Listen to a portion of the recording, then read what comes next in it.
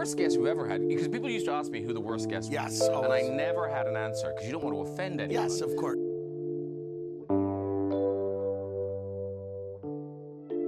Graham Norton is known for turning every interview into comedy gold, but not every guest has made that easy. Over the years, a handful of names have left him frustrated. These aren't just awkward moments. They're the rare times when Norton himself admitted he hated having someone on the famous red couch. Join us as we count down the 6 guests Graham Norton could not stand. Mark Wahlberg. The Graham Norton Show has built its reputation on being one of the most entertaining talk shows on television. Unlike the more rigid American late-night formats, Norton's show is designed to feel like a relaxed party. Guests are not separated into individual interviews. Instead, they sit together on the famous red couch, share stories, and bounce off one another's energy. In 2013, however, one episode broke that formula in a way no one could have predicted. Mark Wahlberg, Hollywood actor and producer, showed up to promote a project. What should have been a normal night of lighthearted conversation turned into one of the most uncomfortable episodes the show had ever seen. Problems started before Wahlberg even stepped onto the set. Reports from behind the scenes revealed that he had been drinking heavily beforehand. By the time he arrived at the studio, it was clear that he was not sober. Guests are often encouraged to relax and enjoy a drink, but Wahlberg had already gone too far. His behavior was loose, unpredictable, and attention-seeking, hinting that the night was about to be challenging. Most guests, even if nervous or tipsy, tend to fall in line with the flow of the show once the cameras are on. They understand that Norton is there to guide the conversation and keep everything entertaining. Wahlberg, however, showed no intention of easing into that rhythm. From the moment he appeared, his energy was off balance, loud, restless, and far too eager to dominate the spotlight. As soon as Wahlberg joined the red couch, it was obvious things were not going to run smoothly. Instead of waiting for Norton's questions or listening to his fellow guests, Wahlberg jumped into every conversation, whether it involved him or not. He steamrolled over others, cutting them off mid-sentence and redirecting attention back to himself. Some of his comments were inappropriate, laced with crude jokes that didn't land well in the studio. What could have been funny if timed right instead felt awkward and misplaced. The other guests, including comedian Sarah Silverman, tried to go along with it. Silverman, used to edgy humor and uncomfortable situations, smiled and played along at first, but even she seemed uneasy as the interruptions piled up.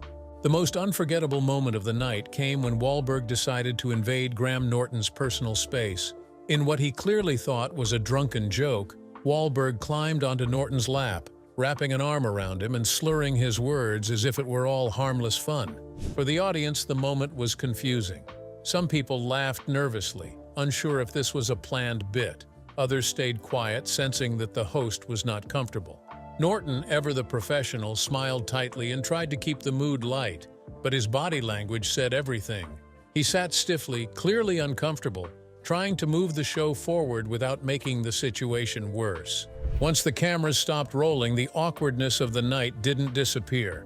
Norton later admitted in interviews that Wahlberg had been just out of it. He described the night as difficult, making it clear that the actor's intoxication had taken over the entire show. For Norton, whose job is to balance personalities and keep things moving smoothly, it was a test of his skills as a host. Wahlberg, on the other hand, seemed far less concerned. In later interviews, he brushed the incident off casually. He admitted that he had been drinking, saying something along the lines of, "I had a few drinks beforehand. I was enjoying myself too much." His tone suggested he saw it as harmless overindulgence, not as the disruptive and disrespectful moment that many viewers remembered. Over a decade later, the night is still brought up whenever people discuss the most awkward moments in talk show history. For Norton, it was an experience he would never forget. And for viewers, it was a rare glimpse of what happens when the smooth formula of the Graham Norton Show is thrown completely off course. And if you thought Wahlberg's wild chaos was bad, wait until you hear about the guest who showed up and refused to speak at all. Mickey Rourke. When Mickey Rourke walked onto the Graham Norton Show, the mood shifted immediately. The actor, known for his eccentric style and unpredictable personality, made his entrance wearing dark sunglasses indoors and carrying his beloved little dog, Loki. Guests on the show often come out smiling, waving to the audience and settling in with a drink. Rourke's presence, however, was much quieter. Instead of matching the energy of the room, he looked detached, almost as if he didn't want to be there. Compared to the other guests who were chatty and engaged, Rourke stood out for how withdrawn he seemed. The audience expected bold stories and strong energy, given his long career and colorful reputation. Instead, what they saw was a man who looked uninterested in the moment. From the beginning, it was clear this was going to be a tough interview.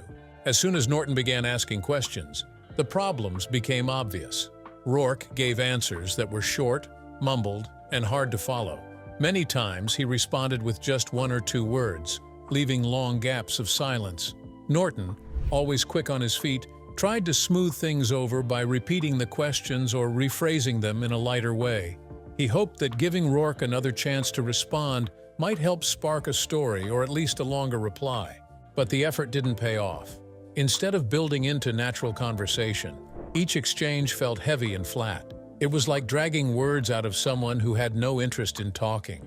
The energy in the room started to dip, and the audience, unsure how to react, often stayed quiet.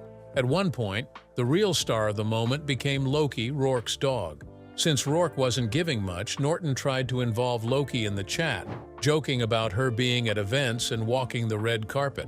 The dog drew some laughs from the audience, but it was clear this wasn't the conversation anyone had been hoping for. Loki was adorable, but she couldn't save the interview. Norton wasn't the only one trying to make things work. At one point, another guest tried to connect with Rourke by mentioning her own dog. She even offered to show him a photo, hoping that a shared love of pets might open him up. Normally, this kind of personal connection works wonders on Norton's show, but in this case, it didn't. Rourke gave only a slight nod and quickly looked away, offering nothing to keep the exchange going. Even Norton's jokes about Loki fell flat. Where most guests would laugh and add something playful, Rourke simply replied in the same flat tone he used for everything else. At one point, he even made a comment about hoping Loki had gone to the bathroom on a red carpet, but the way he delivered it wasn't funny. It just felt awkward. The other guests tried to smile and laugh, but there was no real spark to carry the moment forward. If his short answers weren't enough, Rourke's body language made the situation even worse. He leaned far back in his seat, arms either folded or hanging loosely, rarely looking at Norton or the other guests. Most of the time, his attention seemed fixed on Loki, as if he would rather be anywhere else. Eye contact was almost non-existent. He barely reacted when others on the couch told stories, or when Norton made a joke. He didn't smile much, and his overall posture gave the impression that he was just waiting for the interview to end. Physically, he was there on the couch. Mentally, he seemed checked out. Norton tried everything in his toolkit: jokes, light teasing, new questions, and even leaning into Loki as a subject. None of it worked. Unlike chaos, which can at least be entertaining, apathy drains energy. For viewers at home, the segment felt slow and uncomfortable. For Norton, it was an exhausting exercise in keeping the show alive. It's one thing to manage a guest who is rowdy or unpredictable. It's another to sit across from someone who gives nothing at all. That's what made Mickey Rourke's appearance stand out. It wasn't dramatic, it wasn't explosive. It was simply awkward, heavy, and unforgettable for all the wrong reasons. And if that felt uncomfortable, wait until we get to the Hollywood legend who made Norton say, "This is hard work." Kevin Costner. The Graham Norton Show depends on quick back and forth. The host sets up a joke and guests riff off it. The couch works when people play along, exaggerate, and try to outdo each other for laughs. Kevin Costner brought a very different energy. He is known for serious roles and thoughtful answers. On Norton's show, that seriousness was a bad fit. Where the show wanted light, playful replies, Costner offered weighty, literal responses. That mismatch of tone made every exchange harder than it needed to be. Costner was not rude or hostile. He was calm and polite. He simply spoke in a way that did not match the fast, joking rhythm of the set. When a host tries to build comedy on the couch, having one guest answer earnestly can stop the whole thing. That is what happened with Costner. One of the clearest moments came when Norton tried to get a funny behind-the-scenes story out of him. Norton set up a joke about Costner directing wolves while filming Dances with Wolves. The setup invited something quirky or absurd. Costner answered with a flat "yeah," and then launched into a long, odd description that never landed as a joke. Instead of a short, punchy anecdote, the reply turned into a disjointed comparison about salesmen and vacuum cleaners. The audience fell quiet. The humor collapsed because the answer read as literal and unfocused rather than playful. This was more than a single miss. It showed how Costner's style and the show's style were pulling in different directions. Norton tried several ways to guide the story toward comedy, but Costner kept returning to a serious, explanatory mode. The result was an awkward pause where laughter should have been. The wolf story was not an isolated slip, it became a pattern. For many questions, Costner replied with straightforward, factual answers that had no joke or twist. He did not add a self-deprecating line or exaggerate a detail. He did not toss the ball back to Norton to escalate the humor. His long, abstract descriptions used more words but delivered less entertainment. Each attempt at lightness crashed into literalness. When a guest answers a joke as if it were a press conference, the room loses momentum. The other guests try to carry the bit, but the mismatch makes it difficult. Costner's earnestness drained energy. Jokes that should have grown into banter stalled. Norton had to change tactics repeatedly, moving away from comedy toward plain conversation. That shift cost the segment its usual sparkle. One of the strengths of Norton's format is the group dynamic. Guests feed off each other. When one person makes a teasing remark, another builds on it. In the episode with Costner, the other guests leaned into the playful side as usual. They tried to keep the pace fast and the tone light, but Costner's serious answers kept pulling the focus back to a different place. His presence did not block others from speaking, but it did reduce the room's willingness to fully commit to outrageous or silly tangents. Graham Norton has acknowledged this kind of mismatch more than once. His comment, "Some people just aren't made for this format," applies directly to Costner. Norton does not mean that the guest is bad or offensive.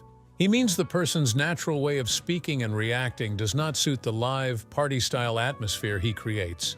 In Costner's case, being thoughtful and literal worked for movies and interviews elsewhere, but it made for a slow, awkward segment on Norton's couch. Costner's appearance is often used as an example of an interview that was not entertaining because of fit, not cruelty. He was not hostile, and he did not refuse to answer. He simply offered a type of reply that killed opportunities for comedy. That is why viewers remember the episode as a mismatch rather than a meltdown. Robert De Niro. When Robert De Niro was announced as a guest, expectations were high. He is a huge name with 2 Academy Awards and a career that spans decades.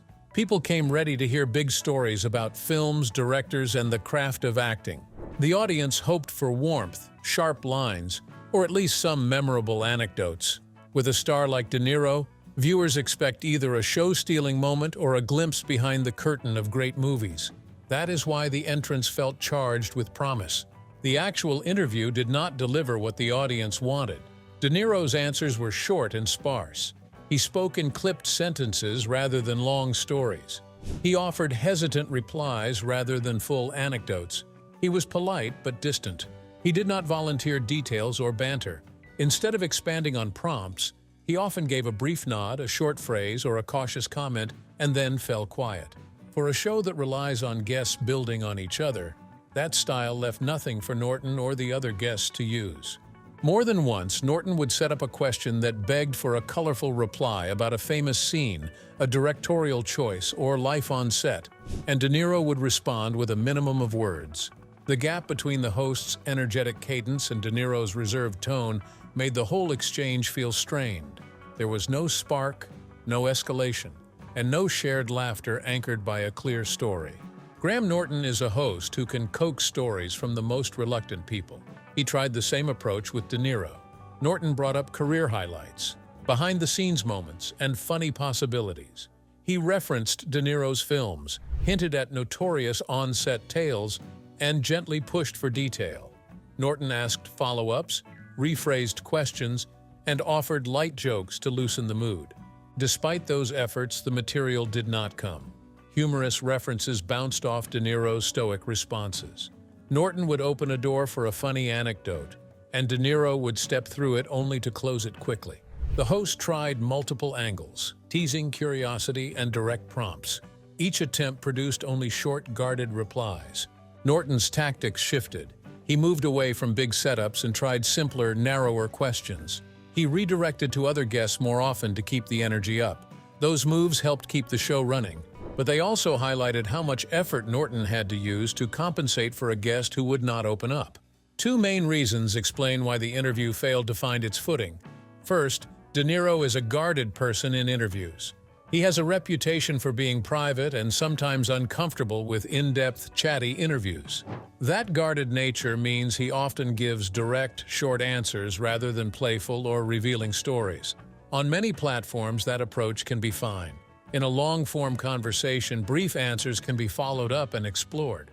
On Norton's show, which moves fast and expects guests to play, guardedness becomes a problem.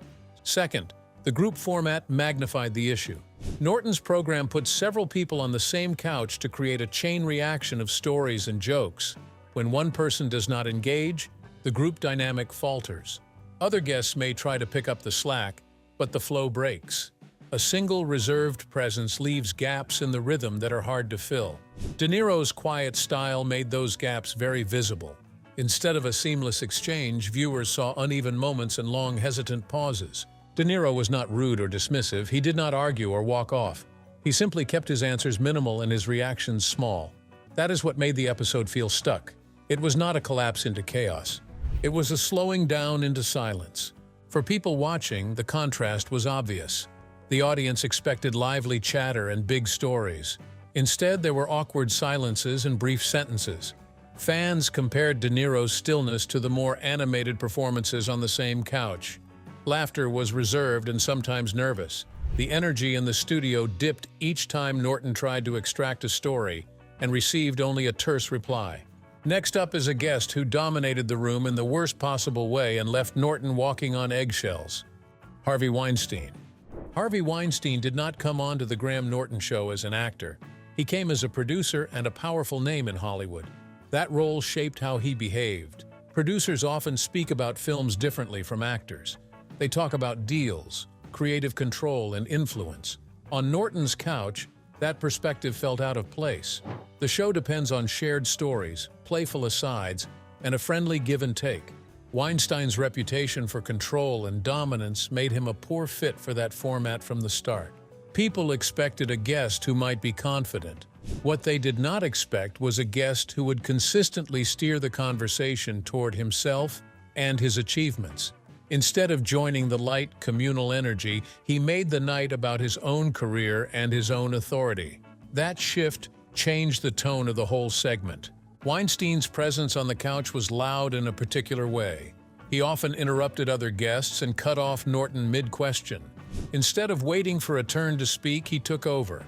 When someone else tried to answer or tell a story, he would move the subject back to his own work. He turned the group chat into a monologue. Those monologues were long and centered on his role in projects and on the people he had worked with. That approach felt controlling to people in the room. Guests who normally play off each other were pushed aside. Norton's job is to invite everyone into the conversation. But when a guest keeps redirecting the talk to themselves, the host has to work harder to keep everyone included. That is what happened that night. Weinstein's tone toward Norton and the other guests also felt arrogant. He spoke as if he expected people to listen to him without challenge.